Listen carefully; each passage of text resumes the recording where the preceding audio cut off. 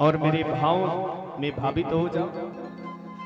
कीर्तन करो, यश गान करो, इसी में आनंद है। गोपियों ने सोचा ये ऐसे तो नहीं मानेंगे, इनको जवाब देना ही पड़ेगा। तो सब गोपियां आपस में चर्चा करती हैं कि ऐसे मानने वाले हैं नहीं, इनको जवाब देना पड़ेगा। तो भगवान ने 10 श्लोकों में प्रश्न किया है क्यों आई, और गोपियां 11 श्लोकों में उत्तर दे रही है कि हम इसलिए आई। गोपियां भगवान से कहती हैं कि आपको इस तरह निष्ठुरता पूर्वक नहीं बोलना चाहिए।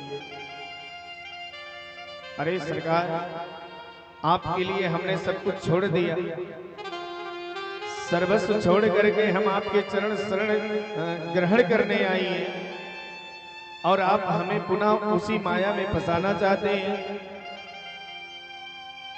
एक बात बताइए कि पत्नी पति की सेवा क्यों करती है? पति की सेवा पत्नी इसलिए ना करती है कि उसको परम पति की प्राप्ति हो जाएगी, और जब मुझे परम पति की प्राप्ति हो गई है तो उन लौकिक पतियों की सेवा में क्यों लगाते हैं?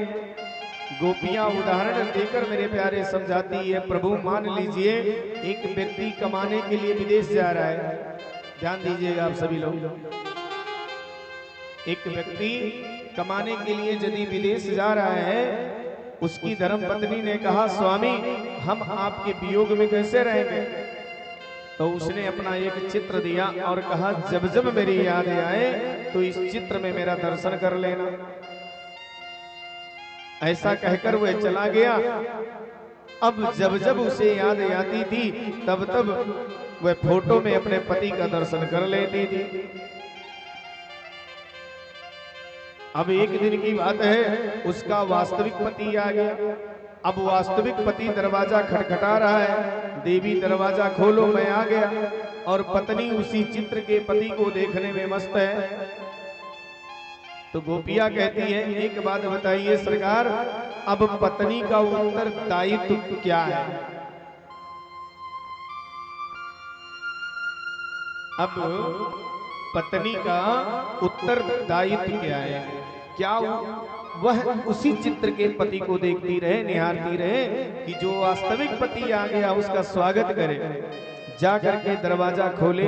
भगवान ने कहा देवियों उसको तो अपने वास्तविक पति का स्वागत करना चाहिए। तो गोपियां कहती हैं सरकार बस वही तो हम आपको समझाना चाहते हैं कि जब हमने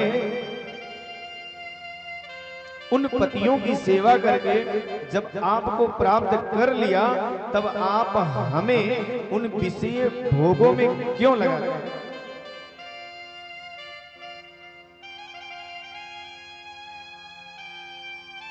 हम तो सारे विषय भोगों का त्याग करके आपकी शरण में आई हैं, इसीलिए हमको दूर न करिए, हमें अपना लीजिए।